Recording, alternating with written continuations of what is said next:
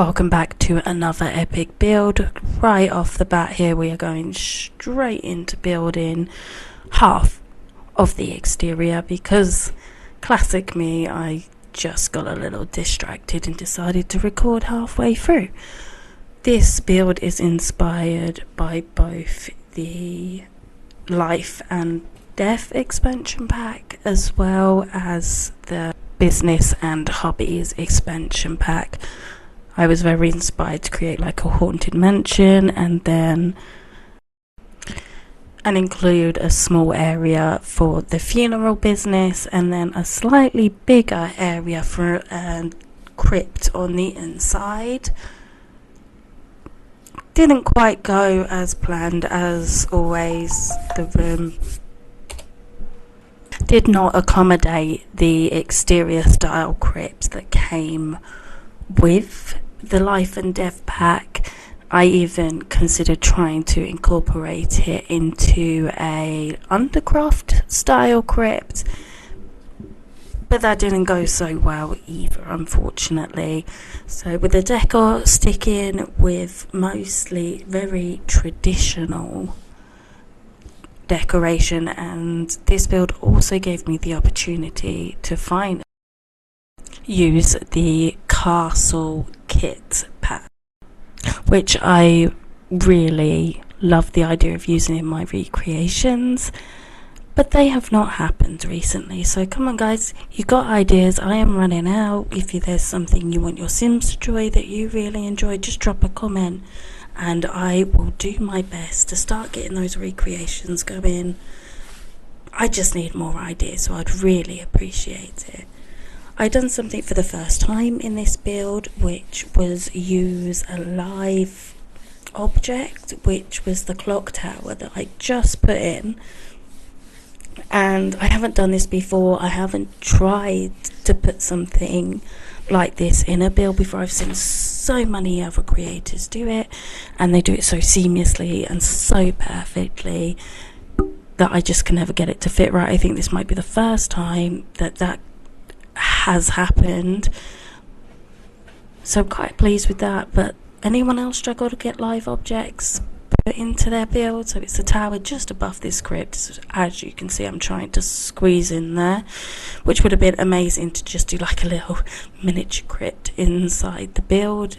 However, there were bits poking out, and as much as the size was perfect, it should have been a bit bigger.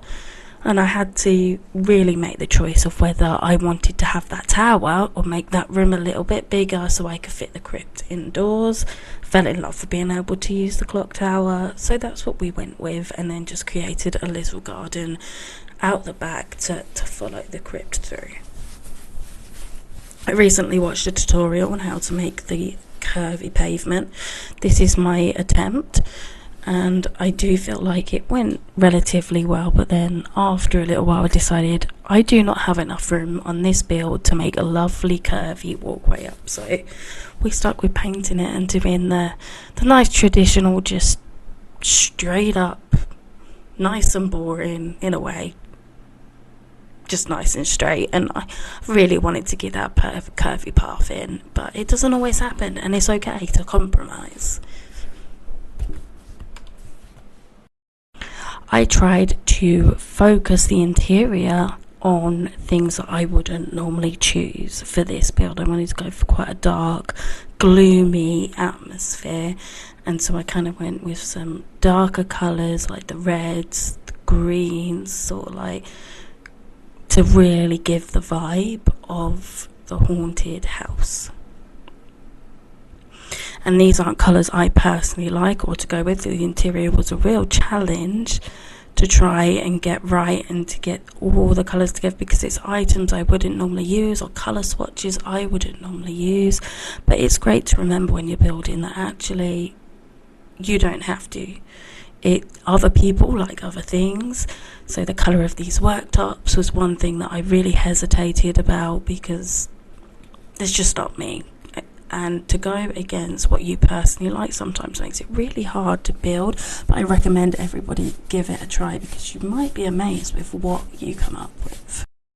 There are unfortunately a few areas where, looking back on it now, I deviated from this idea maybe a little bit too much, and as much as it's kind of like 2 rooms that I can think of offhand that go slightly different to that theme, I kind of wanted a bit more variation in my build. So one of them is this room, and it's very grey. There's not too much colour, but it's kind of giving a slightly more lighter effect than what I intended. This is the room that was meant to be a crypt, so it was kind of like a last minute, oh, let's just put a bar in there, make a little wall of mirrors, which in itself is quite awesome.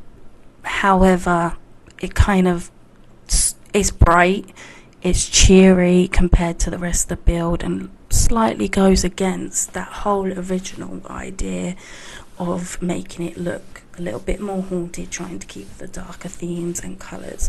We've now moved on to this area, which is where I was hoping to highlight the aspect of being able to do funerals and having that event, and also then creating it into a business.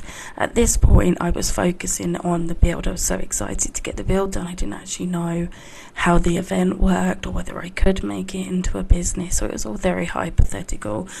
Unfortunately, it didn't quite all go as planned. I didn't manage to create it into a business for the characters that I wanted to be here, but it made a nice little room, and I'm still figuring it out, to be honest. So we've moved upstairs to like a giant hallway that's kind of, it's open, it's got a big open area that then leads out onto an outside garden area. And that's kind of got the seance table, and really trying to stick with all of these occult things. I knew that was wrong.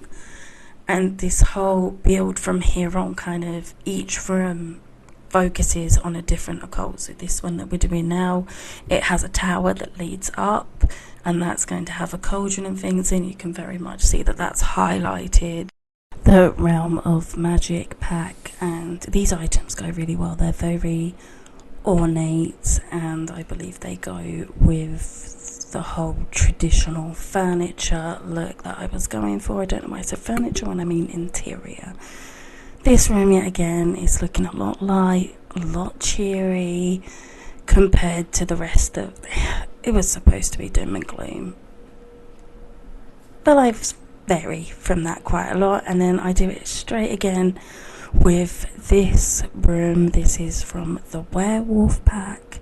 This is the room I focus this on, and for a werewolf it's very light and airy compared to what I was hoping to make it.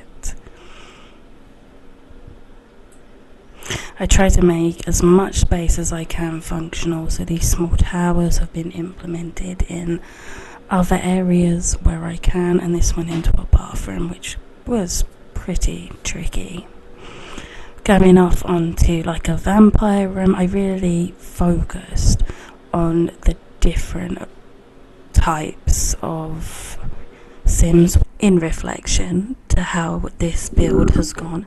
I feel like I need to incorporate a colour palette that I need to create beforehand, because this build would have been a lot more towards the spooky vibe I wanted if I start with the dark blues, the yellow, mustardy colour, the green, just like the first floor was, which is unfortunate.